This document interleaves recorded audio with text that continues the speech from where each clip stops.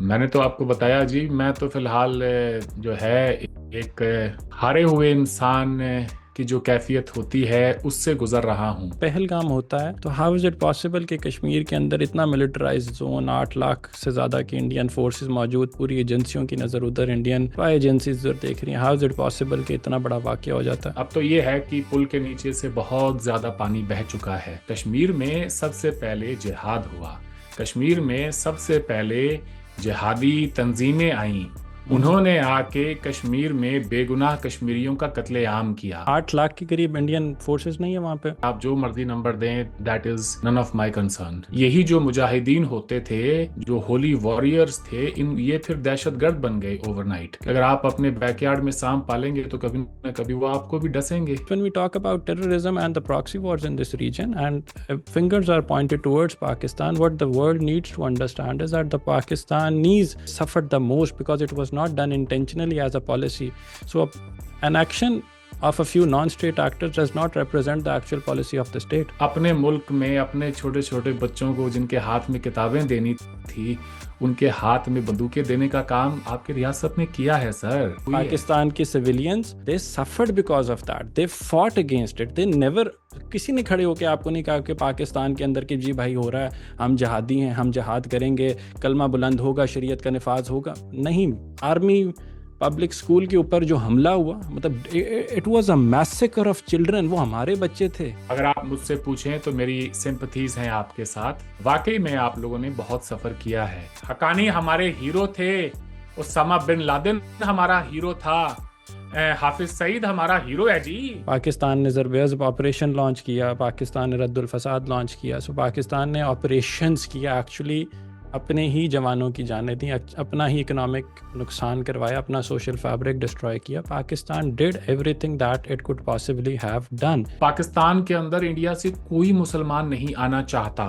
There are problems in India as well. BJP RSS की ideology की बात करते हैं, 2014 से जुलाई 2018 के दरमियान में 32 मुसलमानों का कत्ल हुआ and 64 were injured in mob lynching incidents. जो 109 में से 82 केसेस थे वो बीजेपी की रूल स्टेट्स में थे। हिंदुस्तान के अंदर हिंदू मुस्लिम फसादात मोदी साहब के आने से शुरू नहीं हुए। 2024 की सिर्फ हम बात करें तो 111 Muslims were assaulted by Hindu extremist. Hindustan Times quote करता है, ये Muslims are the poorest religious groups in India. हुकूमत पाकिस्तान का ख्याल था कि भाई सोवियत यूनियन के जब हमने टुकड़े कर दिए तो हिंदुस्तान किस खेत की मूली है। वेस्ट का ये भी रिस्पॉन्स होना चाहिए था कि Pakistan is one of our non NATO allies, so if they are taking these actions it is on the behest of the western civilizations.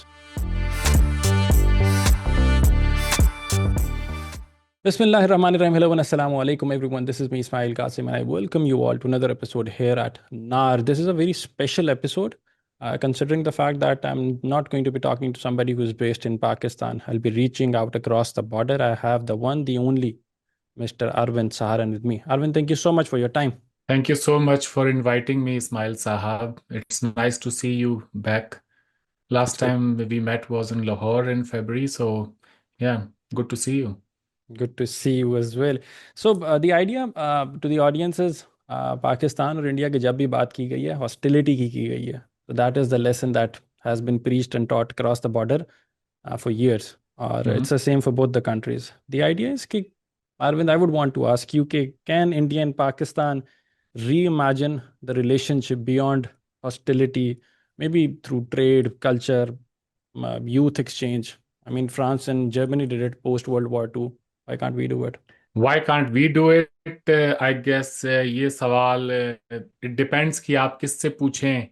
मैं हिंदुस्तान से आता हूं तो ज्यादातर लोग यही कहेंगे कि भाई हमने तो बहुत बार कोशिश की है, Mhm. लेकिन जब भी कोशिश की है हमारे हाथ नाकामी ही लगी है। Mhm. तो इस दफा भी कोई खास उम्मीद नहीं है।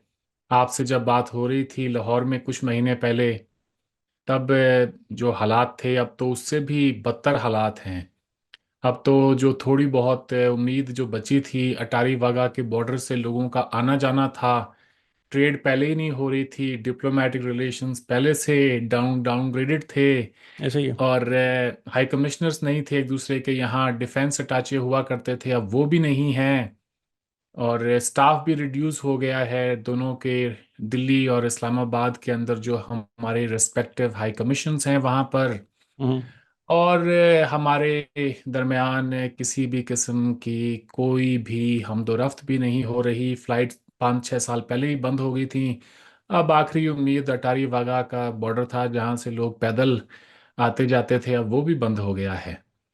तो उम्मीद ऐसे में करना थोड़ा मुश्किल है। हालात वाकई बड़े ख़राब हैं। Obviously you couldn't have put it better, हालात बहुत ज़्यादा ख़राब हैं, बट ऑब्वियसली दोनों तरफ बॉर्डर के यही सेंटिमेंट होगा कि जी ये सब कुछ हो चुका है, जंग हो चुकी है, दोबारा होगा, ऑपरेशंस होंगे, it will be on all out assault, और हम अपनी मिलिट्री जो अपने डिफेंस बजट से उनको एक्सपैंड करेंगे, एक्सवाइज सारा कुछ ये चलेगा, नैरेटिव वॉर होगी, ठीक है, ये सारा कुछ चलेगा, but then again the prospect of peace is very limited, like you stated, and you say that the hope is also diminishing. Can we look past that? For in an let's suppose that you and me are living in an ideal world. Okay? This is not the reality. Hmm. Pakistan and India are. Let's envision a prospect. Let's envision an era where there is peace. Do you think कि हमारी क्या जो post partition जो थी, obviously wars have played a role, क्या इतना हम इस नहज पे आज तक पहुंच चुके हैं, एंड डिवीजन जो थी बड़ी हेस्टी, उसके अंदर भी फैक्टर्स और रीजंस तो होंगे। नैरेटिव्स की जब हम बात करते हैं, do you think can those be challenged? Well as such I don't think कि कोई नैरेटिव की यहाँ पे कोई लड़ाई है दोनों मुल्कों के दरमियान। हम्म। पाकिस्तान एक रियलिटी है, हिंदुस्तान की तकसीम भी एक रियलिटी है। और उसके बाद अब तो हम बहुत आगे जा चुके हैं। It's been 78 years since the creation of Pakistan and the partition of India. तो आज अगर हम अपने हर मसले को जाके और वहीं से लिंक करें तो इसे देखकर तो फिर उम्मीद लगाई ही नहीं जा सकती। You'll have to think something new. Hmm. क्योंकि कब तक हम लोगों को ये कहते फिरेंगे कि भाई हमारे बुजुर्गों ने कुछ फैसले किए थे, जिसकी वजह से हम पीढ़ी दर पीढ़ी, नस्ल दर नस्ल जो है आपस में जो है इस जंग की कैफियत में, इस जुनून में मुब्तला हैं। और आने वाली नस्लों को हम कब तक यही बात कहते फिरेंगे। आज की नौजवान नस्ल का ये फर्ज बनता है कि वो टेबल पर कुछ नया रखें, हम्म। कोई नई सोच पैदा करें। और ये देखें कि ये जो 2.25 अरब आबादी है हम्म। जो कि हाईजैक हुई पड़ी है पिछले 78 सालों से, इनके रोशन मुस्तकबिल के लिए क्या हमारे पास में कोई ऐसी चीज है जो हम थोड़ा सा माजी से हटके और कुछ नया इनको दे सकें। तो उस तरफ जाना तो होगा देर सवेर, हमें आज नहीं, मे भी हो सकता है 20, 50, 100 साल बाद कभी ना कभी तो अकल आएगी। एब्सोल्युटली, कभी ना कभी तो अकल आएगी। What is the future look like to Arvind Saharan post the India Pakistan recent clashes? मैंने तो आपको बताया जी, मैं तो फिलहाल जो है एक हारे हुए इंसान की जो कैफियत होती है उससे गुजर रहा हूँ। मुझे तो लग रहा है कि जैसे एक जैसे परिंदा होता है वो तिनका तिनका इकट्ठा करके और घोंसला बनाता है अपना, एक ही झटके में अगर उसमें कोई आग लगा के चला जाए तो सोचें उस पर क्या गुजरती होगी। तो मेरे साथ तो कुछ वैसा आलम है। तो फिलहाल अगर आप मुझसे पूछें कि उम्मीद कहाँ नजर आती है, तो कहीं नजर नहीं आती। आप दोनों तरफ के अगर स्टेटमेंट्स देखें हुक्मरानों की और हमारे जो ये कहें कि हमारी जो पॉलिटिकल इस वक्त एम्बेसडर्स हैं मुल्कों के, जिनको बना के दुनिया भर में भेजा हुआ है, वो जो बातें कर रहे हैं, बयान दे रहे हैं, हम्म। बात हो रही हम्म। है डायलॉग की, लेकिन उसके साथ हम्म। साथ और भी बहुत कुछ कहा जा रहा है जो कि डायलॉग होने ही नहीं देगा किसी भी कीमत पर। जो डायलॉग तो नहीं होने समझ में देगा, नहीं आ एब्सोल्युटली। रहा कि जो पूरी एक्सरसाइज है ये फिर क्यों हो रही है। What's the point of it? Absolutely. Exactly. So अगर हम लॉजिक की बात करें और पर्सपेक्टिव की बात करें ना, to the audiences, since this show is going to be heard across the border on both sides, ठीक है, पाकिस्तान की व्यूअरशिप भी सुनेगी अच्छी खासी, और इंडिया के अंदर भी I am sure lots of people are going to be listening to it. So Arvind, जो मैं point the point that I was trying to make is के, सो फ्रांस और जर्मनी की जब मैं बात करता हूँ ना, तो these two nations they fought 3 Wars in 70 years। बड़ी सिमिलर सी आपको हिस्ट्री नजर आएगी, but now they lead the European union together. South Asia की जब हम बात करते हैं कि 1.8 बिलियन के करीब की अगर हम इन लोगों की बात कर लें, it remains the least integrated regions in the world. यानी if I am not mistaken, जो सार्क की जो आपस में कंट्रीज थी, इनका ट्रेड जो था आपस में, that was the least, around 5%। और कंपेयर टू यूरोपियन यूनियन अगर मैं मेंशन करूँ तो it's around 55 to 60%। So that is how we can look at things, that is the possibility. और ये उम्मीद की बात है, if we look at things like this way. What do you have to add to this, Arvind? मैं यही कहूंगा कि सार्क का जो एक प्लेटफॉर्म है उसको तो हमारी दुश्मनी ने हाईजैक किया हुआ है। हम्म। जब तक उसमें कोई ऐसी पेशरफ्त नहीं होती है कि जिससे कि हमारे आपसी ताल्लुकात नॉर्मलाइज ना हो, हम्म। तब तक सार्क का जो ड्रीम है वो ड्रीम ही रहेगा एक।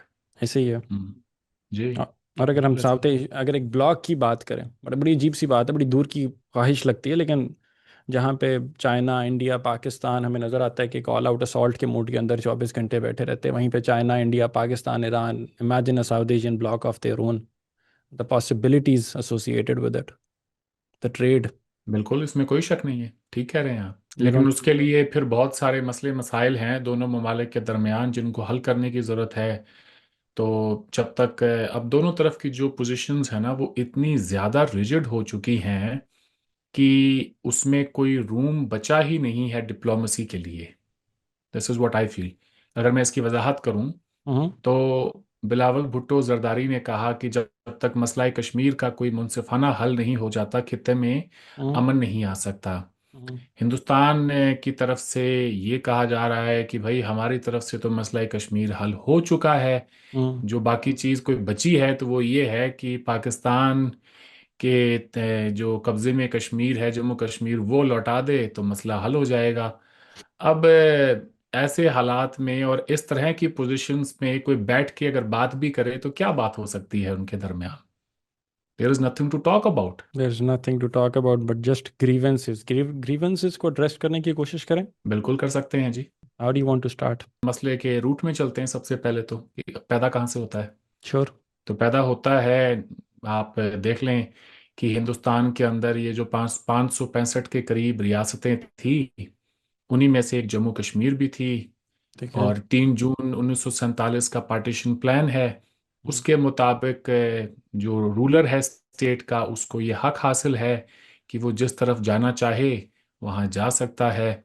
महाराजा कश्मीर हरि सिंह जो हैं जम्मू कश्मीर के, मैं कश्मीर कश्मीर कह रहा हूँ, महाराजा जम्मू कश्मीर हरि सिंह ने कहा कि जब तक मैं ये फैसला नहीं कर लेता कि हम्म। मैं किस तरफ जाना चाहता हूँ, तब तक हम पर कोई हमला ना करे, और हम स्टैंड स्टिल अग्रीमेंट साइन करना चाहते हैं। तो पाकिस्तान की हुकूमत के साथ उन्होंने स्टैंड स्टिल अग्रीमेंट साइन किया। और उसके बाद में फिर हमने देखा कि पाकिस्तान ने एक ट्राइबल इन्वेजन किया जम्मू कश्मीर में। इनिशियली तो कहा गया कि जी हमारा उसमें कोई रोल नहीं है, हम्म। लेकिन बाद में ये बात तस्लीम कर ली गई कि हाँ, ट्राइबल इन्वेजन्स में ऑलमोस्ट 3 लाख रुपए दिए गए पाकिस्तान की ट्रेजरी से, हथियार दिए गए और कबायलियों को तैयार करके भेजा गया। मेजर जनरल अकबर खान की किताब और बाकी और भी बहुत सारे जो आर्मी के पर्सनल थे, हम्म। तो उन्होंने इसके ऊपर बहुत कुछ लिखा है पाकिस्तान की तरफ से। तो अब तो ये कोई एक सीक्रेट रहा ही नहीं कि क्या हुआ, स्टैंड स्टिल एग्रीमेंट की वायलेशन कैसे हुई, कैसे कश्मीर में ट्राइबल इन्वेजन हुआ, और उसके रिजल्ट में महाराजा जम्मू कश्मीर ने हिंदुस्तान के साथ इल्हाक करने का फैसला किया। वो इल्हाक हुआ तो, और लेकिन उससे पहले जंग हुई कश्मीर में, और उस जंग में एक सीज फायर लाइन बनी। वो cease fire line international community के पास पंडित नेहरू उस मसले को लेकर गए, और यूएन सिक्योरिटी काउंसिल में ऑल इंडिया रेडियो पे जवाहरलाल नेहरू की स्पीच थी कि we don't believe in forced marriages और unions, if the Kashmiris want to go their way they may do so, और उसके लिए हम प्लेबिसाइड करवा लेते हैं। क्यों नहीं वही हुआ? प्लेबिसाइड जिसकी बात यूनाइटेड पाकिस्तान नेशन आज ने भी भी। करता है। हम्म। हम्म, कि वो प्लेबिसाइड नहीं हुआ। तो why do you think is that the case? आपको क्या लगता है क्यों नहीं हुआ? I am just here wondering, asking you, since you raised up this point and you stated that this is the baseline, this is the base core issue. So maybe बिल्कुल है जी। you might as well elaborate on that. Sure.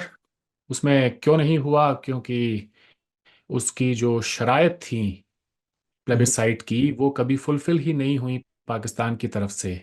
जैसे और कि आप इसके लिए, हाँ जी, जैसे कि जैसे कि यूनाइटेड नेशंस का सिक्योरिटी काउंसिल रेजोल्यूशन 47 अप्रैल 1948 में जो पास हुआ था, उसमें प्लेबिसाइट के लिए सारी डिटेल्स शेयर की गई थी कि प्लेबिसाइट होगा जम्मू हम्म। कश्मीर के अंदर। वादा किया गया यूएन सिक्योरिटी काउंसिल में, इंडिया और पाकिस्तान उसके सिग्नेटरी हैं दोनों।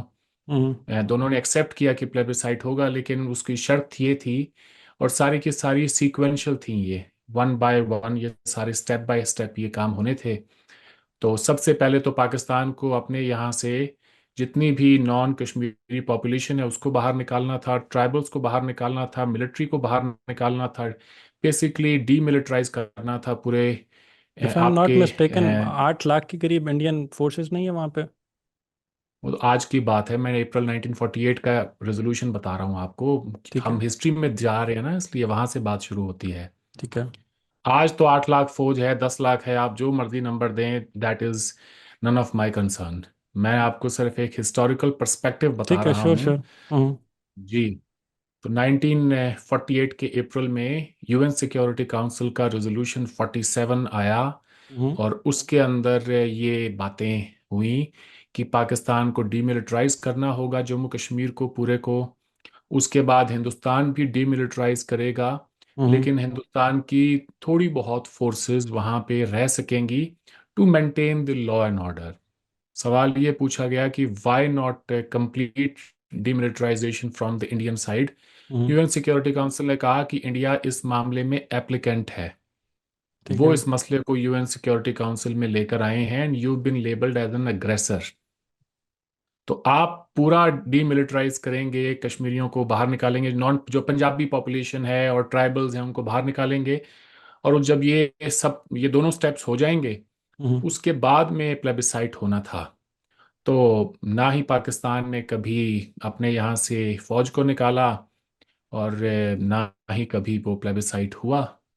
उसके जी। बाद यूनाइटेड नेशन सिक्योरिटी काउंसिल ने बहुत सारे रेजोल्यूशंस पास किए इस इशू को लेके।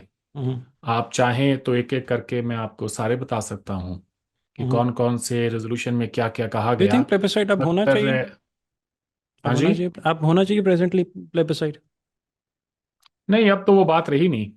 अब तो ये है कि पुल के नीचे से बहुत ज्यादा पानी बह चुका है। यूनाइटेड नेशंस ने भी इस इशू को एंटरटेन नहीं किया है for the last almost 55 years now. लेकिन क्योंकि ये इशू, देखें, क्या होता है कि जब आप किसी मसले को लेके जंग पे चले जाते हैं, तो हम्म। उसके फिर कॉन्सिक्वेंसेस होते हैं। जंग पे, जैसे फर्स्ट वर्ल्ड वॉर हुआ तो ट्रीटी ऑफ वर्साई साइन हुई, तो जो जंग हारता है उसको बहुत सारे डैमेजेस पे करने पड़ते हैं। बट वो डैमेज तो पे, जब जब ट्रीटी ऑफ वर्साइज हम्म, साइन हुआ तो उसी के रेपरकशन के अंदर वर्ल्ड वॉर 2 भी हुआ, because it was unfair and unjust. Okay, ठीक है, that is your opinion and I नहीं नहीं, guess rightly so. Honey that's rightly not my so, मैं ओपिनियन, ये कह दैट रहा इज हूँ व्हाट कि द वो हिस्ट्री टेल्स अस। वो राइट, ठीक इट्स है। रिटन। मैं ये नहीं कह रहा हूं, मैं सिर्फ ये कह रहा हूं कि जो जंगी अग्रीमेंट्स होते हैं उनको हम्म। दुनिया इंपॉर्टेंस देती है, मैं बात सिर्फ इतनी कर रहा हूं। ओके तो ओके। पाकिस्तान, जी जी, मैं ये कह रहा हूं कि पाकिस्तान ने ट्राई करके देख लिया 1965 में, हम्म। जब ऑपरेशन जिब्राल्टर किया, ऑपरेशन ग्रैंड स्लैम किया, हम्म। तो वो कश्मीर को जंग के जरिए भी नहीं ले सके। उसके बाद फिर प्रॉक्सी वॉर भी करके देख ली जम्मू कश्मीर में, हम्म। उससे भी कुछ हासिल नहीं हुआ। अलबत्ता उससे पाकिस्तान की जो एक इमेज थी, हम्म। उसको एक बहुत बड़ा सेटबैक हुआ।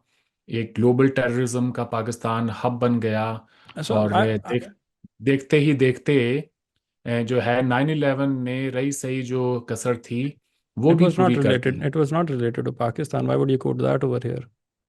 नहीं, मैं एक ग्लोबल पर्सपेक्टिव कह रहा हूं हम्म। कि मैं आपको, देखें, मिड 90s में जब इंडिया ये बात करता था ना, हम्म। जाके इंटरनेशनल फोरम्स पे टेररिज्म की एंड ऑल, हम्म। तो वेस्ट का एक कलेक्टिव रिस्पांस यही होता था कि this is an internal security situation, you need to handle it yourself. But at the same time west का ये भी रिस्पॉन्स होना चाहिए था कि Pakistan is one of our non NATO allies, so if they are doing these proxy or taking these actions, it is on the behest of the Western civilizations. अगर उनका ये ख्याल था भी, आप ही की बात मान लेते हैं, तो Mm. जब उनके यहाँ पे वर्ल्ड ट्रेड सेंटर पर अटैक हुआ तो It was post everything that. Change. Hmm. Mm. उसके बाद बहुत कुछ बदल During गया the फिर। 90s, it was the Afghan war, and post that, it continued as in the shape of war on terror. हाँ, मैं ये कह At the रहा हूँ same कि time, अफगान वॉर के, देखें, अफगान वॉर के दौरान भी और उसके बाद भी हिंदुस्तान के अंदर जब यहाँ पे वो जिहादी आए, जैसे ही अफगान वॉर खत्म हुई और वो जिहादी जब कश्मीर में आना स्टार्ट हुए, ये हिजबी और ये तमाम जो तंजीमें आई, Mhm. तो उन्होंने जो कुछ भी किया दुनिया ने उसके ऊपर दे टर्न्ड अ ब्लाइंड आई। जाहिर सी बात है, आप उनके इंटरेस्ट्स को सर्व कर रहे थे तो उन्होंने भी चुप रहना था। 20-25 साल आपने अच्छी खिदमत की थी उनकी अफगानिस्तान में, why would they say anything to you. लेकिन फिर वही उसामा बिन लादेन जब एक बहुत बड़ी प्रॉब्लम बन गया, सिरदर्द बन गया अमेरिका के लिए, और एक उसके बाद आप देख लें कि global war on terror start हो गया अफगानिस्तान के अंदर, अमेरिकन का आना, फिर इराक वॉर का होना, एक बहुत बड़ा पॉलिसी शिफ्ट आया दुनिया के अंदर। यही जो मुजाहिदीन होते थे, जो होली वॉरियर्स थे, इन ये फिर दहशतगर्द बन गए ओवरनाइट। और जब ये Ab- दहशतगर्द बन गए तो तो Pakistan suffered the Pakistan most जब वो पाकिस्तान दहशत। Suffered the most. जी। क्योंकि आपने उनको वही बात जो हिलरी क्लिंटन ने कही थी कि अगर आप अपने बैकयार्ड में सांप पालेंगे तो कभी ना कभी वो आपको भी डसेंगे, वही बात थी ना फिर। दैट इज अ रियलिटी, तो बट उन्होंने आर्ट हुज मतलब ये क्यों किया गया is the point that we should be making over here. Like I stated, Pakistan was one of the only non-NATO allies in the चलें war इसके on terror and वो the Afghan war, जिसने बड़ा सबसे ज़्यादा suffered the most, मतलब in terms of casualties as well, economic aspect, cultural shift, social fabric hmm, being destroyed. So Pakistan. So the point that I'm trying to make is when we talk about terrorism and the proxy wars in this region, and fingers are pointed towards Pakistan, what the world needs to understand is that the Pakistanis, yes, agreed, were a part of it, but they suffered the most because it was not done intentionally as a policy. So, an action of a few non state actors does not represent the actual policy of the state. And that is आप how we ये can कह look रहे at हैं, things. Okay, चलें इस पे बात करते हैं। मैं वैसे कश्मीर के हिस्ट्री में जा रहा था, बट इट्स ओके, अगर इस पे भी थोड़ा डिस्कशन हो नहीं सकती नहीं है श्योर, लेकिन वी तो नीड आप। To talk about Kashmir as well, ये दोनों पे कर ठीक लेंगे, है, श्योर, ठीक आई एम है। नॉट जी कटिंग जी, दैट ऑफ। ठीक है। अब आप, जब आप ये कहते हैं कि ये टेररिज्म जो है और ये पॉलिसी है of a few non state actors, इसमें स्टेट का कोई रोल नहीं है, तो सबसे पहले तो हम ये एस्टेब्लिश कर लें कि स्टेट का पाकिस्तान का जो है रोल क्या रहा है पाकिस्तान। अफगानिस्तान के अंदर। रेड आर मैं बात मुकम्मल कर लूं सर। जी जी जरूर, अफगानिस्तान मैंने में कहा, red thought you are army asking I. Me. नहीं नहीं, मैं आपसे नहीं पूछ रहा था, मैं ये कह रहा हूँ कि तो रोल क्या बनता है, मैं ये एक्सप्लेन करना चाह रहा हूँ।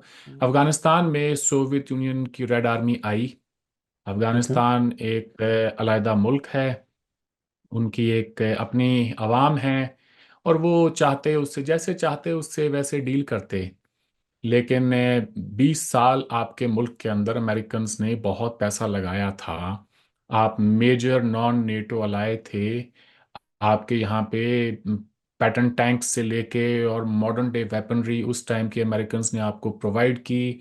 आपकी इकोनॉमी के अंदर डॉलर्स पंप किए गए बहुत ज़्यादा, and you were doing exceptionally well in the 50s and 60s। 65 के वॉर को भी हटा दें फिर भी आप अच्छा कर रहे थे। Economically you were much better than India. जब हम इंस्टीट्यूशंस को बिल्ड कर रहे थे, एक सोशलिस्ट किस्म का हमारा स्टेट था, क्लोज्ड इकोनॉमी थी, उस वक्त पाकिस्तान के अंदर बहुत ज़बरदस्त तरक्की हो रही थी, क्योंकि आपके यहाँ पे पैसा इतना आ रहा था बाहर से, और खिता भी बड़ा जरखेज है, तो जाहिर सी बात है तरक्की तो होनी ही थी।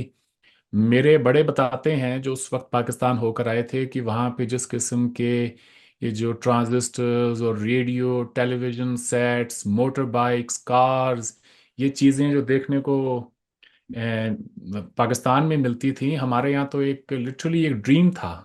लोगों को यकीन नहीं होता था कि पाकिस्तान के अंदर इतनी ज़्यादा डेवलपमेंट हो गई है और इतनी ज़्यादा चीज़ें वहाँ पे अवेलेबल होती हैं। तो अक्सर जो कोई पाकिस्तान होकर आता था ना, वो कोई ना कोई एक गैजेट लेकर आता था अपने साथ में ना वहाँ से। तो इतना ज़्यादा मॉडर्न डेवलप्ड पाकिस्तान था। लेकिन फिर ये है सर कि जब कोई पैसे सैडली। देता है, कोई पैसे देता है इस तरह से, तो फिर वो पे बैक भी आपको करना पड़ता है। तो उन्होंने कहा कि जी अब आप अफगानिस्तान में हमारी जंग लड़ेंगे। आपने, आपके फॉरेन मिनिस्टर से ले, अभी ये जो farmer foreign minister Bilawal Bhutto Zardari से लेके डिफेंस मिनिस्टर ख्वाजा आसिफ ने भी रिसेंटली एडमिट की ये बातें कि हम वेस्ट के लिए डर्टी काम करते रहे फॉर 30 इयर्स। तो सवाल ये उठता है कि आप विक्टिम तो बने, इसमें कोई शक नहीं, आप विक्टिम बने, लेकिन विक्टिम बनने से पहले you became a party to the west. उन्होंने आपके यहाँ पे पैसा लगाया, और उसी पैसे के चलते फिर आपके मदारिस के अंदर बच्चों को ट्रेन किया गया जिहाद के लिए, और फिर उनको अफगानिस्तान भेजा गया। किसी दूसरे मुल्क का जिहाद, उनका लेना उनका देना वो जाने, अपने मुल्क में अपने छोटे छोटे बच्चों को जिनके हाथ में किताबें देनी थी, उनके हाथ में बंदूकें देने का काम आपकी रियासत ने किया है सर। Should not आप ये should not डिनाई the नहीं कर West सकते। be blamed for that? Pakistan का, yes, obviously. नहीं, आप ये वैसे ही है कि कोई मुझे कहे कि तुम कुएं में कूद जाओ, और मैं ये हम्म कहूं कि मुझे कुएं में कूदने के लिए जिसने कहा उसका कसूर है। मेरी अपनी अक्ल कहाँ गई थी? individual conscience or decision making is a little different from the state का geostrategic स्टेट aspirations. का फर्ज क्या होता है? स्टेट ये कहता है कि भाई हम क्यों आपकी जंग लड़ें, आप जाने, सोवियत यूनियन जाने, और अफगान लोग जाने, आप जो चाहें वहां पर जाके करें। State हम क्यों यहां से जिहाद का लॉन्च पैड बने? हम absolutely क्यों right, यहां से? absolutely right, absolutely right. But the state had already हाँ, made a mistake by choosing a block that it should not have done. So the there you mistake go was then। already made. The mistake तो was there. Mistake was, तो वो तो mistake जो है, पाकिस्तान। मैं uh, सिर्फ sir अगर 10 second दें, जी मैं जी। उसी बात का आपके सवाल का जवाब दे रहा हूं जिसमें आपने कहा कि कुछ चंद नॉन स्टेट एक्टर्स की सजा रियासत क्यों भुगते, रियासत ने तो कुछ नहीं किया। तो मैं आपको यही बावर करा रहा हूं कि रियासत का ही पहले कसूर है कि उन्होंने ये So इजाजत these are दी two अपनी different things. सरजमी को। These are two hmm. different things. So when I say non-state actor, so that is related to the terrorist activities that okay, have been happening, ठीक है। जो जिनको United Nation ने call out किया, international organisations ने किया, ठीक है, जिनकी बात हम्म। की गई. So Pakistan banned those organisations, Pakistan kicked them out, house arrest and all that stuff. Pakistan ने जरबेज ऑपरेशन लॉन्च किया, पाकिस्तान ने रद्दुल फसाद लॉन्च किया. सो पाकिस्तान ने ऑपरेशंस किया एक्चुअली, अपने ही जवानों की जानें दी, अपना ही इकोनॉमिक नुकसान करवाया, अपना सोशल फैब्रिक डिस्ट्रॉय किया. Pakistan did everything that it could possibly have done. So एक तो ये नॉन स्टेट एक्टर्स की बात होगी, दैट्स सेपरेट. सेकेंडली, जब हम उसके बाद जब बात करते हैं कि ओवरऑल एज अ पॉलिसी, तो मैं पॉलिसी के अंदर कह रहा हूँ, yes, choosing a block was not a very wise move in terms of foreign policy. Maybe opting for a more neutral policy or a more neutral stance could have benefited Pakistan more.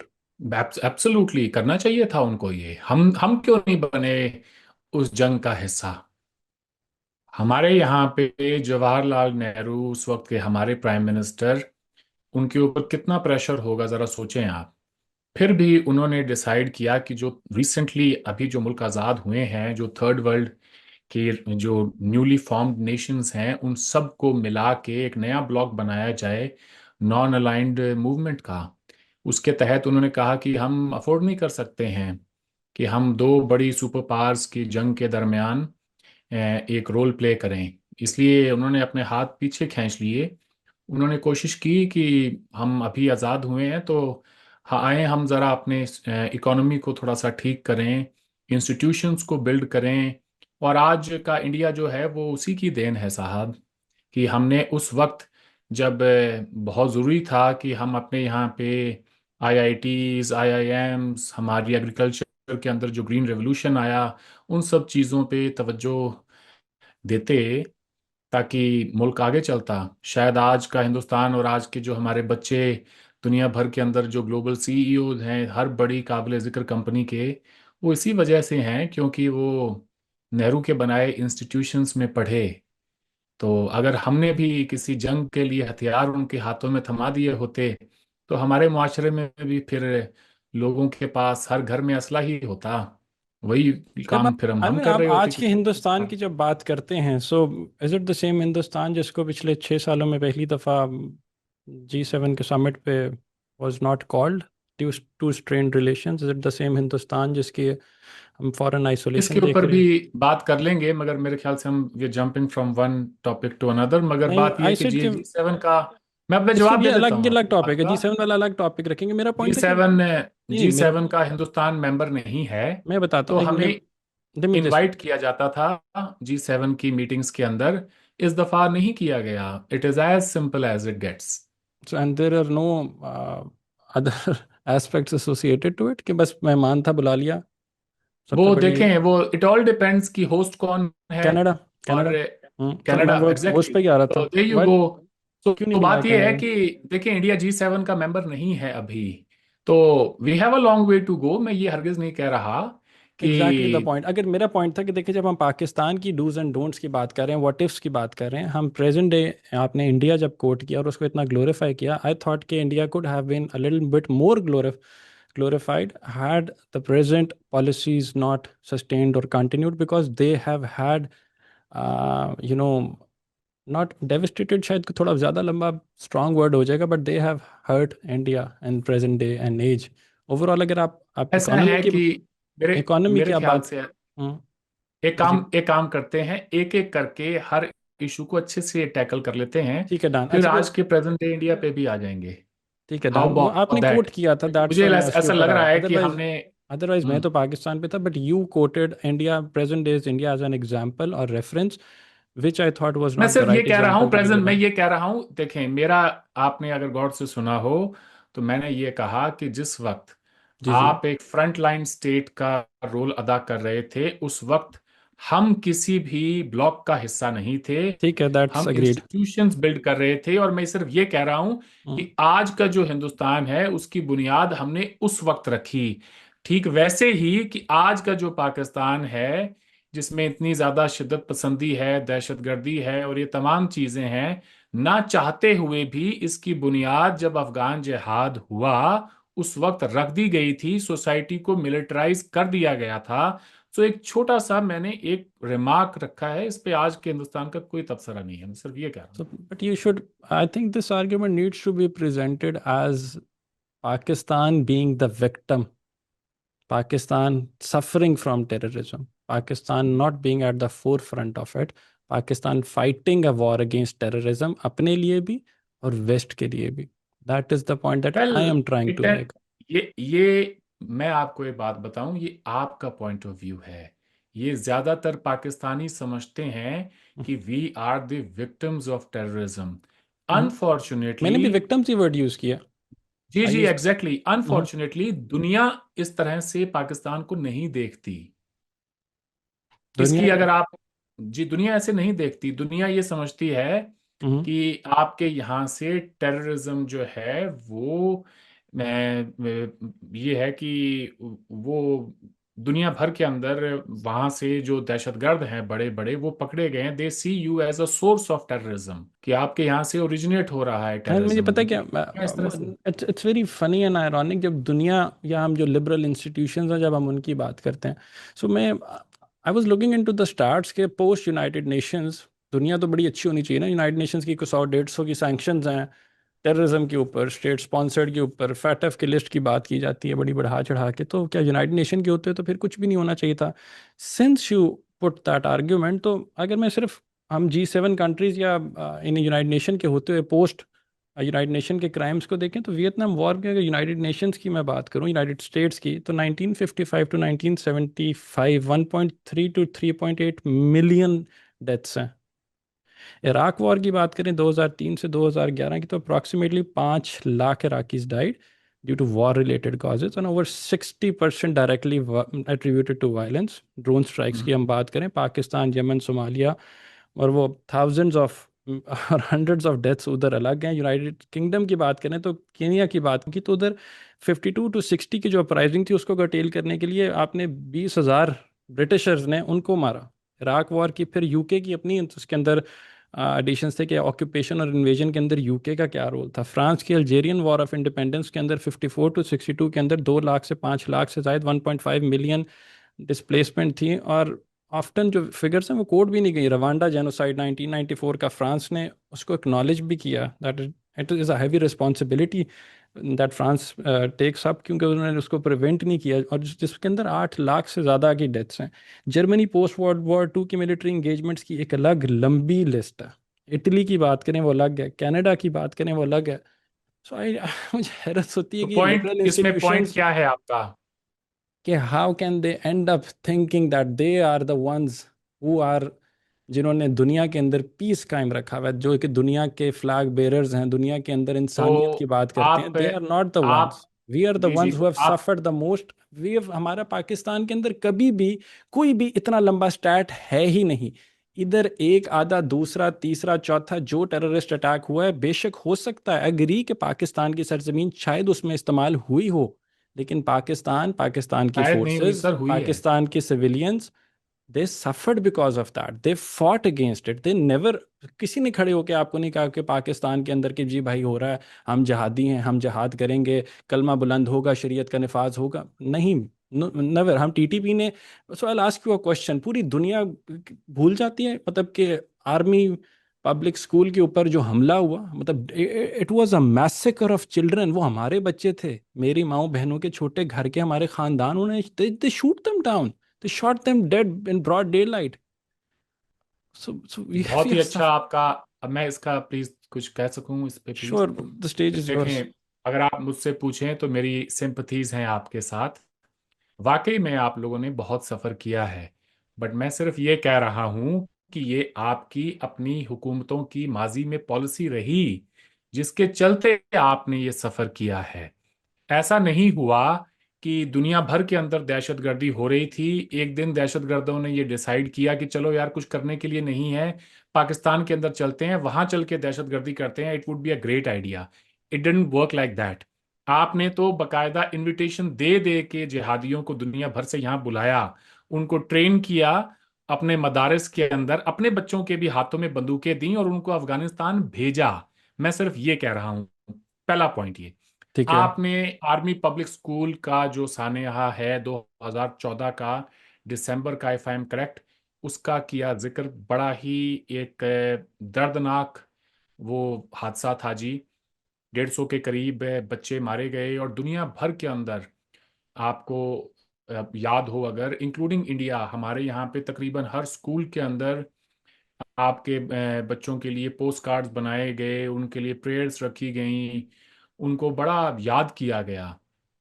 Thank you for तो that. Pakistan का तो सबसे बड़ा terror incident अगर मुझे याद पड़ता है तो वो आर्मी पब्लिक स्कूल का ही इंसिडेंट है, जो जिसको पाकिस्तान का 9/11 कह सकते हैं हम, राइट?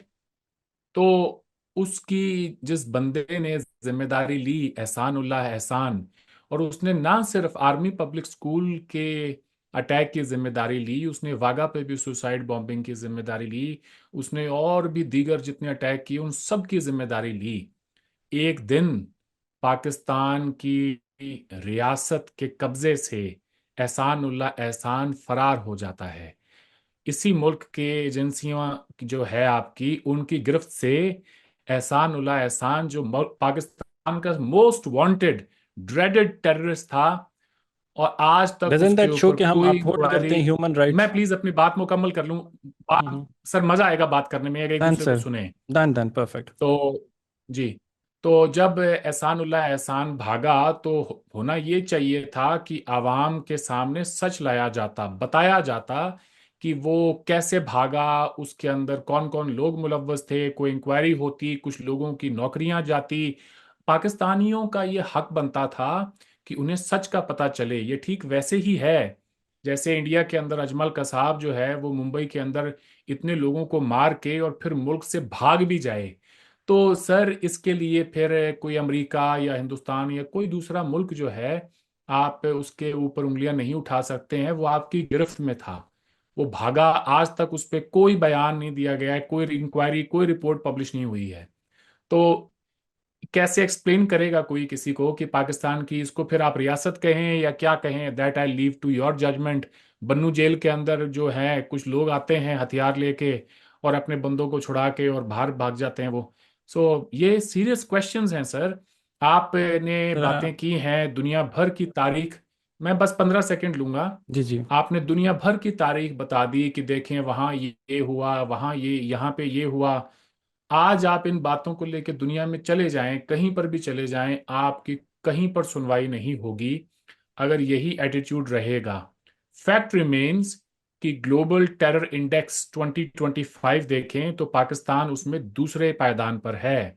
फैक्ट ये है कि यूनाइटेड नेशन सिक्योरिटी काउंसिल की 1267 सैंक्शंस कमेटी ऑन अल कायदा एंड दाइश, उसमें पाकिस्तान के 150 के करीब इंडिविजुअल्स और बैंड एंटिटीज हैं।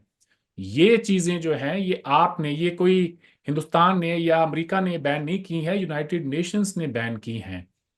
उसके बाद आपने भी उन तमाम लोगों को रिकग्नाइज किया कि हाँ ये दहशतगर्द हैं, और फिर आपने उनके ऊपर सजाएं जो हैं वो दी हैं, फैसले किए हैं। तो सर, इशू तो है। इशू अगर ना हो तो फिर पाकिस्तान में एफडीआई आए, पाकिस्तान में मेजर कोई प्रोडक्शन हो, कोई इन्वेस्टमेंट्स हो रही हो, पाकिस्तान की इकोनॉमी बूम कर रही हो। अगर मसला ही नहीं है, पाकिस्तान सिर्फ एक विक्टिम है, सिर्फ महज एक विक्टिम है, तो फिर पाकिस्तान के माशी मसाइल इस कदर इतने खराब ना होते। दुनिया का एक और पाकिस्तान को लेके नज़रिया है, पाकिस्तान में रहने वाले जो लोग हैं उनका अलग नज़रिया है अपने मुल्क को देखने का। आपका जो पर्सपेक्टिव है वो दुनिया में रिकग्नाइज नहीं किया जाता कहीं पर भी सर। सॉरी टू से। So यकीन माने आप। I respect your opinion. You make some very fairly valid points as well. दो तीन चीज़ें, एक तो आपने यूनाइटेड नेशन की जो बात की, सो आई कैटेगोरिकली स्टेटेड ओवर हेयर कि यूनाइटेड नेशंस की प्रेजेंस के बाद पूरी दुनिया के अंदर जिस हद तक मैसेकर्स हुए हैं, they are reported, it's everywhere. So I don't get it कि वो किस वो तरीके से, उनकी आप क्या पॉलिसी मेकिंग चलती है।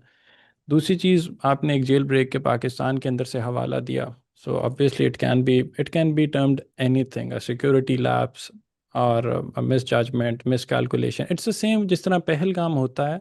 तो हाउ इज़ इट पॉसिबल कि कश्मीर के अंदर इतना मिलिटराइज जोन, 8 लाख से ज़्यादा की इंडियन फोर्सेस मौजूद, पूरी एजेंसियों की नज़र उधर, इंडियन स्पाई एजेंसीज उधर देख रही हैं, हाउ इज़ इट पॉसिबल कि इतना बड़ा वाक़या हो जाता है। So it was obviously a case of, मतलब कुछ तो इसको कहेंगे ना, like I leave it to your judgement, like you left it to mind. So but it happened, so मैं सेम बिल्कुल इसको मैं कह देता हूँ। सेम। मैं आपको बता देता हूँ, ये वैसे ही है हम्म। जैसे कि दुनिया के किसी भी मुल्क के अंदर सिक्योरिटी लैप्स होता है और वहां पे कोई दहशतगर्दी का वाकया हो जाता है। अगर आप ये कहें कि कोई फूल प्रूफ सिक्योरिटी है इट्स द सेम दुनिया फॉर के अस, ऐसे इट्स किसी द मुल्क, सेम फॉर अस, जो आपने पॉइंट्स किसी रेज भी, किए थे, मे बी जी जी, किसी भी मुल्क में नहीं है वो। इफ यू कैन स्टेट कि 8 लाख किसी फौज पूरी होने का दुनिया। मतलब ये नहीं है कि वहां पे सर कोई हमारी तो दहशतगर्दी 8 लाख नहीं फौज होगी। भी नहीं खड़ी इन जो एग्जाम्पल में वही जो दे रहा हूँ, जो जेल ब्रेक्स पहली की बात आप तो है बात। भी नहीं इतनी जितनी आप बता रहे हैं, क्या नंबर ये है नंबर एग्जैक्ट? हाईली एग्जैजुरेटेड है। क्या एग्जैक्ट नंबर क्या है वो बताते हैं? मतलब I am obviously you live over there, you can guide me better. मेरे पास जो इन्फॉर्मेशन डेढ़ मौजूद पौने है, 2 लाख से ज्यादा नहीं है। सो ये डेढ़ जो पौने 2 लाख से सारे ज्यादा नहीं है। जो पब्लिकेशंस ने ये जो छापी हुई हैं फिगर्स एग्जैजरेटेड, और वो पाकिस्तान के वो फोरम्स नहीं है, मतलब जो इंटरनेशनल ऑर्गेनाइजेशंस ने भी अगर कहीं कोट किया हो सकता है, लुक आप इनटू इट। आप लगा दें कौन से इंटरनेशनल फोरम ने नंबर छापे हैं, I will accept your argument. I look into it. International organization की अगर हम बात करें, एक मुझे चीज़ नज़र आई है जो कि आई वुड वांट टू आप डिस्कस। कोई आप कोट कर दीजिएगा, 8 लाख आई डू फौज दैट। किसी ने लगा रखी है इंडिया की कश्मीर में। Honestly doesn't even matter, 1.5 lakh हो, 8 लाख हो, 80 लाख हो, it's the same, the point is the same. It is a militarize zone and so that's there. Let's not let the आप चलें कॉन्वर्सेशन। ब्रदर, आप आपको क्या, मैं एक सवाल आपसे पूछ लेता हूँ। बड़ी मैं चाह रहा हूँ इस्माइल साहब आपसे एक अच्छी लंबी तवील एक गुफ्तगू हो इसीलिए मैंने इसको छोड़ और दिया, हम एक इट दूसरे डजेंट को मैटर, सुने। डजेंट मैटर, इसीलिए मैंने आपकी बात छोड़ दी। मैंने कहा हो सकता मैं है, एक लुक और आप इनटू मैं इट। वैसे ही आपसे हो सवाल सकता पूछ है रहा कि हूँ, मैं एग्जैजरेटेड वैसे ही नंबर हो सकता है, एब्सोल्युटली राइट, यू ठीक आर है, कोई बात नहीं, एब्सोल्युटली। नंबर की मैं बात ही नहीं कर रहा अब। जी जी। तो मैं ये पूछ रहा हूँ, आपको क्यों लगता है कि कश्मीर में फौज क्यों गई हिंदुस्तान की? ज्यादातर पाकिस्तानियों से पूछे ना हम्म कि जी क्या वजह है कि हिंदुस्तान की फौज वहां पे बैठी है, हम्म। ऑनेस्टली दे फील कि यूं ही उनका दिल किया एक दिन आके ऐसे कश्मीरियों तो को नहीं होता। सप्रेस करने का, और वो बट आके और बैठ गए वहां पे। Mostly believe like that, I am sorry, let when me you tell say you. You said it yourself, कश्मीरियों को सप्रेस करने का मैं नहीं करूंगा अगर ये शो व्हेन इट रिलीजेस। तो जो सोशल मीडिया पे लोग होते हैं वो इतनी इतनी सी लाइनें काट लेते हैं। If you can elaborate that, पहले कहते हैं बिकॉज वो कोई ना कोई हेडिंग मैं लगा नहीं देगा कह कि अरविंद मैं आर कह रहा हूँ अनएक्सेप्टेड ज्यादातर के पाकिस्तानी कश्मीरियों, ये समझते हैं। कश्मीरियों नहीं, ऐसे वही कह आप रहा ना हूँ। काटिएगा, मैं नहीं काट रहा, आपसे मैं वैसे रिक्वेस्ट है मेंशन आप किया ना मैंने। काटिएगा। मैंने नहीं काटा, मैं हाँ पर वैसे मैं मेंशन आपको कर बता रहा रहा हूँ, कोई मैंने बात इसीलिए नहीं, आपको तो मैं टाइम कह दिया रहा हूँ कि आप ज्यादातर पाकिस्तानी। एलैबोरेट कर दें। चलें, मैं उसी के लिए उसी की वजाहत करने बैठा हूं। तो ऐसा तो नहीं है कि एक हम्म। दिन हमें ख्याल आया और हमने कहा यार चलो कुछ नहीं है करने को तो कश्मीर में फौज भेज देते हैं, इस तरह से hmm. Doesn't work like that. Kashmir में सबसे पहले जिहाद हुआ, कश्मीर में सबसे पहले जिहादी तंजीमें आईं, हम्म। उन्होंने आके कश्मीर में बेगुनाह कश्मीरियों का कत्लेआम किया। उन्होंने आके कश्मीर में जो 5% माइनॉरिटी थी वहां पे रहने वाले, जो कश्मीरी पंडित, जो हम्म। कि वहाँ के original inhabitants of the land हैं, उनको टारगेट किया। And so much so sir कि उनको फिर वहाँ से उनको फोर्सफुली उनको मजबूर किया कि वो अपने घरों को, अपने कारोबार को, हर चीज को छोड़ के और अपनी जान बचाने के लिए मजबूर हो जाएं। उनका जेनोसाइड हुआ, उनका एक्सोडस हुआ। ठीक है, उनको वहां से निकाला गया जबरदस्ती। उसके बाद फिर फौज आई है। ऐसा नहीं है कि फौज पहले आई है और बाद में जिहादी आए हैं, पहले जिहादी आए हैं, क्योंकि ठीक वो है। जैसे ही अफगानिस्तान से फारिग हुए, आपका ख्याल था, आपसे मेरी मुराद है हुकूमत पाकिस्तान का, कि भाई सोवियत यूनियन के जब हमने टुकड़े कर दिए तो हिंदुस्तान किस खेत की मूली है, आपने Sir, उनको I'll भेजा वहां repeat, पे। actions of a few non-state actors does not represent the policy of the state. नहीं, वो एक्शंस नहीं है फ्यू नॉन स्टेट एक्टर्स की, ये तो एक बड़ी सिंपल सी अप्रोच है आपने ले ली है। आप आप That इसको is the future. That सिर्फ is non what the state future actors का looks like क्यों for कहते हैं? Pakistan. So that is what the future holds for Pakistan. We मैं फ्यूचर accept. की बात नहीं कर रहा Yeah. यहाँ। I know, sir I know। Please, हाँ, मैंने ये इस्माइल साहब, पॉलिसी यहाँ इसलिए ली बात है। हो रही है रियासत की पॉलिसी। मैं वही कह रहा हूँ, जो पॉलिसी के अंदर, जो डिसीजन मेकिंग के अंदर, फॉरेन पॉलिसी के एतबार से जो बेहतर चीज़ें हो सकती थी, I have accepted those. The state and the nation accept those. The state looks into our past, history को देखते हैं और सोचते हैं, जानते हैं कि हाँ क्या चीज़ें हैं जो हम बेहतर कर सकते थे। So these are one of the few things, but when we look towards the future, तो हमारे जहन के अंदर ज़रब अज़ब आता है, रद्दुल फसाद आता है। और जब हम मुस्तकबिल की तरफ देखते हैं तो वे हमें ये देखना है कि नहीं, Pakistan will not allow its sovereignty to be compromised, yes, one aspect। दूसरी अंदर, पाकिस्तान विल नॉट अलाउ कि यहाँ पे दुनिया की जंगें जो हैं वो लड़ी जाएं। तीसरी चीज़ ये कि पाकिस्तान के अंदर जो ये एज पॉलिसी जिसको दुनिया समझती है, ये दूसरों की जो जंगें हैं एज नॉन एटो एलाइज बन के जो हमें करना पड़ता है, वो ना किया जाए, कोशिश तो एटलीस्ट की जाए ना। So that is what the future looks like to Pakistan if we want कि इटरनल ग्रोथ हो, रीजनल स्टेबिलिटी हो, and both sides of the border जो है वो शहादतें ना हो। सो एग्जाम्पल इज कि हमारा ये प्रेजेंट कॉन्फ्लिक्ट जो है, इंडो पाक वॉर जो है, हम तो उससे आगे बढ़ गए और हम तो यहाँ पे बैठे डिबेट कर रहे हैं इसी वाले कमरे में, दुनिया अपना काम कर रही है। Everybody is doing what they have to do, but Pakistan के इस बॉर्डर, पाकिस्तान के उस तरफ, दोनों तरफ लोगों की जानें गई हैं, लोगों के खानदान उजड़ गए हैं। So I respect those, I grieve for those. Example इस पहलगाम के 26, if I am not mistaken के एग्जैक्ट फिगर, जो 26 के करीब जवानों की जो वहाँ जानें गई हैं, वो इंसानियत की बात है। That is against humanity, that is to be condemned across the world, and that is, I feel saddened for those lives because they were innocent civilians. So I envision of a future जहाँ पे ये आम कलेटरल damage के नाम पे जो जाने चली जाती हैं वो ना हो। नहीं, ये कोलेटरल डैमेज नहीं है, ये टेररिज्म है। Let me just be very very clear. मैं आपने ये सारी बातें कही हैं अपनी जगह पर दुरुस्त हैं कि आप एक रोशन ख्याल मुस्तकबिल, एक रोशन ख्याल इंसान है, सॉरी, जो एक अच्छा मुस्तकबिल चाहते हैं इस खित्ते का। तो ये आई don't think any one would disagree with you. मेरा आपसे जहां थोड़ा सा इख्तलाफ हुआ अभी थोड़ी देर पहले, जी वो जी। ये था, मैंने जब ये कहा कि पाकिस्तान की रियासत ने जिहादियों को कश्मीर में भेजा। आप कह रहे हैं कि वो नॉन स्टेट एक्टर्स थे, उनका रियासत से कोई ताल्लुक नहीं। यहां पर ही आकर हमारे दरमियान बहुत बड़े बड़े डिसएग्रीमेंट्स हो जाते हैं। हम्म। आपके फॉर्मर जो प्रेसिडेंट हैं रहे हैं मुल्क के, आपके जो प्राइम मिनिस्टर रहे हैं मुल्क के, इंक्लूडिंग पीएमएलएन के नवाज शरीफ साहब, जिनकी हुकूमत है अभी सब आपके यहाँ पे मुल्क में, पॉलिटिकल उन सब ने इन नैरेटिव्स चीज़ों, मत कोट कीजिएगा प्लीज, अगर आप करने लगे। मुझे नहीं पता आप क्या पॉइंट मेक कर रहे हैं, जस्ट स्टेटिंग। नहीं नहीं, नहीं नहीं, मैं कौन, आई डोंट नो आप कौन से नैरेटिव है और क्या है क्या नहीं है, मैं सिर्फ ये बता रहा हूँ। एक तो हम्म। पाकिस्तान में ना हद से ज्यादा यूज होता है ये वर्ड नैरेटिव। आपका बयानिया बहुत। क्या है, इसका बयानी बहुत ज्यादा यूज होता है। मैं ये so, कहता हूँ so, भाई, ये पूछ so लो कि आपका point in of an view era क्या of है। globalization, everybody is fighting a war of narratives. So it's not just in चलें जो भी है, Pakistan, मैं it's across the world. I It's come the to the same कि point if you genocide allow की me. जब हम बात करते हैं तो वहां पे war कह देते हैं, genocide नहीं कहते। चले, मुझे मुझे अपने पॉइंट पर आने दें। जी तो जी। जिनको आप नॉन स्टेट एक्टर्स कह रहे हैं कि जी उनका रियासत पाकिस्तान से कोई ताल्लुक नहीं था, वो हम्म। नॉन स्टेट एक्टर्स थे जिन्होंने कश्मीर में जाके जिहाद किया, ऐसा नहीं है। हम्म। उनको रियासत की सरपरस्ती हासिल थी, ठीक है। उन्हें पूरी फुल बैकिंग थी रियासत की। प्रॉब्लम सिर्फ इतनी है कि जब 9/11 हो गया, एज ए नॉन और NATO ally. Hmm. As a non non NATO का अलाई का तो इसमें कोई वो है ही नहीं, कोई कॉन्सेप्ट। दैट ये वाज तो मैं नॉट, हम खुद अब नहीं कर रहे थे वो ना, so that is the point. कौन करवा रहा था आपसे? You were a non-NATO ally. It's there in the history तो books. आप ये And कह रहे हैं कि अफगानिस्तान में जिहाद हुआ तो अमेरिका ने करवाया आपसे, कश्मीर में जिहाद हुआ तो वो भी अमेरिका ने करवाया आपसे? कश्मीर का जहाद की तो ओनरशिप पाकिस्तान की है ही नहीं। है। Can you prove it? If you Kashmir के can, जिहाद। if you can, तो मैं listening. I'm all ears. जी जी, मैं आपको एक काम करता हूँ, आपने बड़ा अच्छा यार सवाल पूछा है। Let me just play a clip here, मैं that will come very handy strike I ना पड़ गेस। जाए सर मुझे और आपको। हाँ जी, नहीं नहीं नहीं, वो स्ट्राइक वाला कोई चक्कर ही नहीं है यार, इसमें स्ट्राइक वाला तो कोई चक्कर ही नहीं है, किसी और नॉट का एट। क्लिप पायरेसी के ना ना जुमरे में ना ना आ ना, जाए। वो इशू नहीं होता, वो इशू नहीं होता, ऐसे इस तरह से नहीं आप होता मुंह से आप। बता दें मुझे। मैं आपको बता देता हूँ ना, आप सुने जरा ये क्या कह रहे हैं। सर वैसे बाद में लगा दूंगा, क्यों प्ले करना है आपने? इसमें कोई चैनल का वो नहीं है, ठीक है।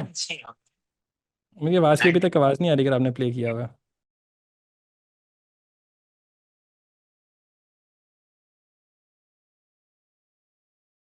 And I can not here it clearly, can you repeat it yourself? मुझे आवाज़ आ नहीं रही। आई थिंक ये हाँ जी, मुशर्रफ साहब आपको की आवाज आवाज़ नहीं है, आ रही? राइट? मुशर्रफ साहब हैं? की आवाज़ है। हाँ। तो ये तो कह रहे हैं कि जी हकानी हमारे हीरो थे, उसामा बिन लादेन हमारा हीरो था, हाफिज सईद हमारा हीरो है जी। वो तो अब अमेरिका ने 9/11 हो गया उसके बाद ये दहशतगर्द हो गए, तो हमें भी दहशतगर्द मानना पड़ता है, वरना हमारे तो हीरो है। इसी वीडियो में वजाहत एस खान को जो इन्होंने दिया था मुशर्रफ साहब ने दुनिया न्यूज के लिए इंटरव्यू, हम्म। उसमें जनरल मुशर्रफ ने कहा था कि हाँ हमने कश्मीर में जिहादियों को भेजा है, रियासत की पॉलिसी के तहत भेजा है। और पूछें, जकी और रहमान लखवी से तब तक थे, लेके। पावर में थे? ये मुशर्रफ साहब का कब का इंटरव्यू है? तब पावर में थे वो या रिटायर हो चुके थे? वो उस वक्त रिटायर हो चुके थे, उसके बाद का इंटरव्यू है। आई डोंट थिंक रिटायरमेंट की बात की इतनी बातों को इंपॉर्टेंस ना दिए करें सर। वो ऐसे नहीं होता, रिटायरमेंट के बाद में काफी मसलन लेट नैरेटिव्स मी। की बात रिटायरमेंट के बाद ना नहीं नहीं अक्सर नहीं नहीं नहीं निकल नहीं, आते हैं। ऐसे नहीं होता। लेट ये मी तवज्जो ना लेट मी दिया करें। जस्ट, ये बड़ी वीक आर्ग्यूमेंट है आपकी। नहीं नहीं, दुनिया मैं का, तो वैसे ऑन द लाइटर नोट में कह रहा हूँ, जी जी आई जी, लुक दुनिया इनटू इट। का हर सर पॉलिटिशियन मेरे जो पास है कुछ और वो। स्टैट्स है, अब आपने मुझे एक चीज़ सुनाई है, मैंने भी एक चीज़ निकाली है। इफ़ यू गिव दिखा, मी 2 मिनट्स। सो दिखाएं जरा। हम जब पाकिस्तान की बात करें, उन्होंने पाकिस्तान को खड़ा किया हुआ है एक कटहरे में कि हमने पाकिस्तान का अपने किस्सा देखना है कि पाकिस्तान ने क्या गलत किया क्या नहीं किया, और कश्मीर के अंदर जब जहाद भी हुआ या जो कुछ हुआ, इट्स ऑल पाकिस्तान ने क्रॉस द वर्ल्ड। अब मुझे बता दीजिएगा if I am wrong, but वो कहते हैं कि एंटी मुस्लिम सेंटिमेंट की जब आप बात करते हैं इंडिया के अंदर, और जब बीजेपी आरएसएस की आइडियोलॉजी की बात करते हैं, तो शायद कुछ हुआ ही नहीं है, शायद ये सिर्फ नैरेटिव की हद तक है और इसकी प्रैक्टिकल एप्लीकेशन हमें नहीं मिलती। लेकिन आई वॉज रिसर्चिंग एंड मुझे स्टार्ट्स बड़े इंटरेस्टिंग तो नहीं मिले, बड़े डेविस्टेटिंग मिले कि 2014 से जुलाई 2018 के दरमियान में 32 मुसलमानों का कत्ल हुआ and 64 were injured in mob lynching incidents. This is your country I am talking about. ठीक है। 2014 से 2024 के दरमियान में मॉब लिंचिंग इंसिडेंट्स के अंदर जो 109 में से 82 केसेस थे वो बीजेपी की रूल्ड स्टेट्स में थे। 2024 की सिर्फ हम बात करें तो 111 Muslims were assaulted by Hindu extremist, ये काउ विजिलेंटीज थे अक्रॉस 11 स्टेट्स। रिसर्च उसके बाद वो कहती है, ये भी इंडिकेट करती है कि over 20% of Hindu attacks on Muslim जो थे between June 2019 and March 2024 again by cow vigilantism. और वो कहते हैं कि पोस्ट द 2024 लोकसभा के elections there were 10 lynching incidents between June 7 to June 5 with cases reported from Chhattisgarh, Uttar Pradesh, Gujarat, waste Bengal. 2024 में मौलाना Mohammad Farooq, a 70-year-old cleric, was beaten to death in Uttar Pradesh, over a land dispute. Maulana Sahabuddin was lynched in Jharkhand over a minor bike accident involving a Hindu woman. And it escalated so much that fatal violence होगी. और Hindustan Times quote करता है जून 2023 के अंदर कि Muslims are the poorest religious groups in India. HT analysis जो है इसका सेम का, वो कहता है कि जो लोएस्ट एसेट और कंजम्पशन लेवल्स हैं among major religious groups in India वो भी मुसलमानों का है। और वो कहते हैं कि Gregory Stanton, I am sure ये तो आप भी मेंशन एक दफ़ा कर चुके हैं, founded the genocide watch group, वो कहते हैं कि मुस्लिम्स ऑफ इंडिया के लिए we are sounding the watch. So there are problems in India as well when it comes to anti-Muslim sentiments that are resulting in present day and age, जो कि सब कुछ हो रहा है। मैं आपकी ये जो आपने बातें बताई हैं, बहुत अच्छी आपने रिसर्च की है। हिंदुस्तान के अंदर हिंदू मुस्लिम फसादात मोदी साहब के आने से शुरू नहीं हुए। हिंदुस्तान के अंदर हिंदू मुस्लिम फसादात की जो तारीख है अंग्रेज के ज़माने से चली आ रही है। Point number 1। पॉइंट नंबर 2 ये है कि इसमें कोई शक नहीं कि पिछले कुछ सालों के अंदर हिंदू मुस्लिम क्लैशेस जो हैं वो जिस तरह से जो आपने रिपोर्ट की है, काउ लिंचिंग्स एंड ऑल, तो उस पर प्राइम मिनिस्टर मोदी की अपनी एक स्टेटमेंट है कि ये जो लोग काउ प्रोटेक्शन के नाम पे कर रहे हैं ये मैं कभी सहन नहीं करूंगा। ही अपोज्ड इट। और जिस तरह के ये जो इंसिडेंट्स हुए हैं अब इनके अंदर इनिशियली ये जब ये चीज़ें रिपोर्ट हो रही थी 2015 2016 में, तब से लेकर अब तक इनका ग्राफ नीचे आता जा रहा है। मगर हिंदुस्तान के अंदर एक बहुत बड़ी आबादी रहती है, मैसिव पॉपुलेशन, तो उनके अंदर बहुत सारे मसले मसाइल भी हैं, इसमें कोई शक नहीं।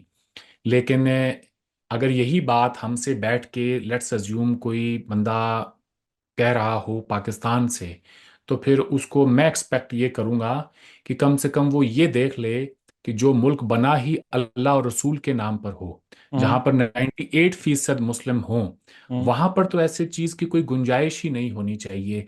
इस्माइल साहब, मेरी हिंदुस्तान की हुकूमत को ये दरखास्त होगी कि आपको और आपके तमाम दोस्तों को हिंदुस्तान का वीज़ा दे जब हालात थोड़े से ठीक हों।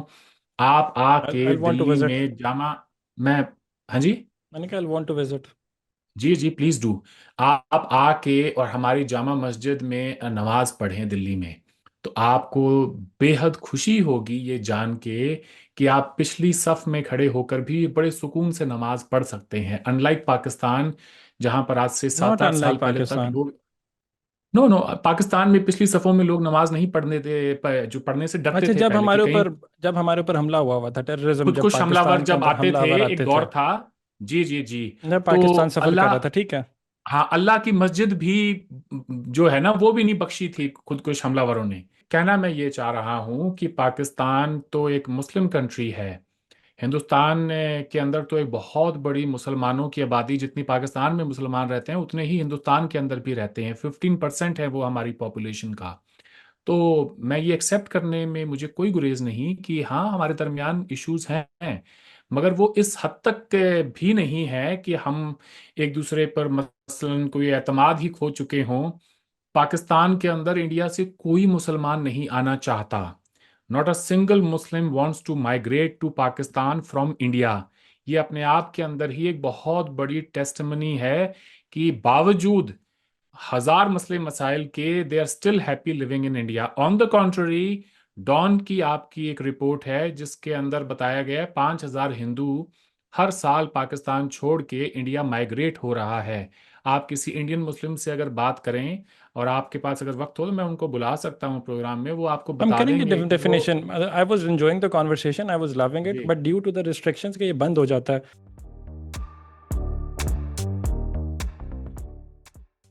Everyone, I love you all, thank you so much. Comment करें, लाइक करें, शेयर करें, सब्सक्राइब करें, yes do all that, but अपना फीडबैक ज़रूर दें। What you guys think of it and what you see the prospect of future को लेके पाकिस्तान और इंडिया का। This is me Ismail Qasim signing out, until next time जी, अल्लाह हाफ़िज़।